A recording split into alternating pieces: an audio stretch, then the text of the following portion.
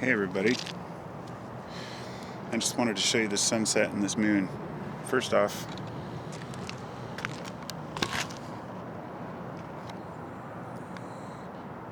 this is darn near impossible to capture this on camera. In fact, it looks like nothing in the camera. But let me assure you, it's very pink and orange and layered and beautiful.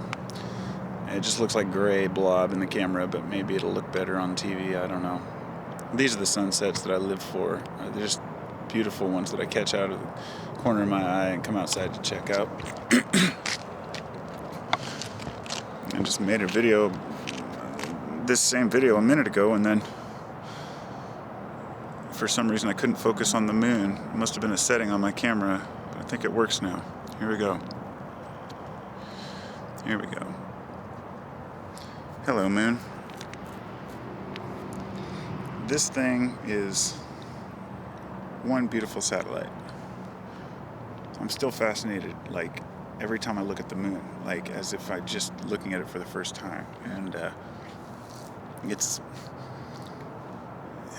I guess what it is that I'm so fascinated with the idea that it faces the same side towards the Earth all the time. I mean, I don't understand why that happens. I mean, one would lead one to assume that there was maybe a heavier side on the moon. Maybe one side was thicker, so therefore it had more gravitational pull. I don't know, but I'm sure there's a scientific explanation for it. Maybe not.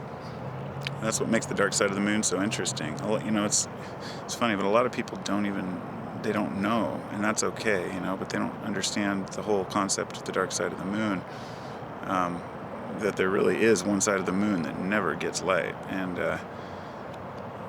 that to me is interesting in its own right. I mean, if there was a chance of any type of, you know, alien race visiting us, then I'm pretty convinced that that's where they'd stop first.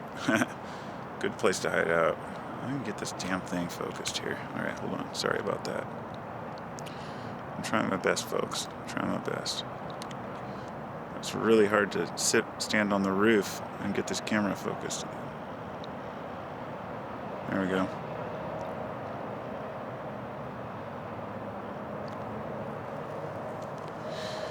She's a beaut.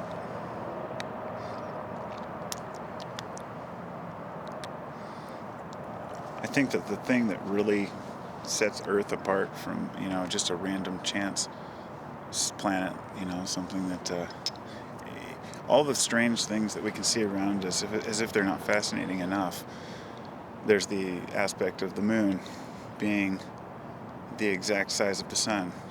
And, you know, there's two different types of eclipses, you know, and depending on how far the moon is from the Earth, you can have a perfect eclipse, or they can have I can't remember what it's called, but to where the moon's farther away and it's a little smaller, so there's a halo. But for the most part, moon's about the same size as the sun in the sky.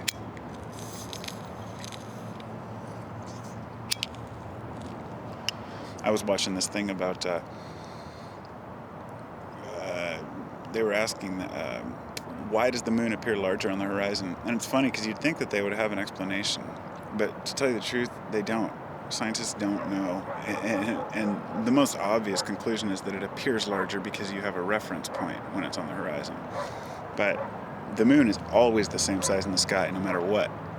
And some people, you know, postulated perhaps the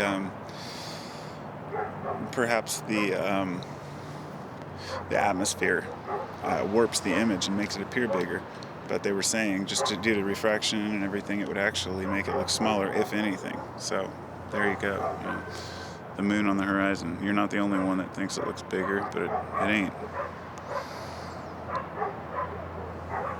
Moon.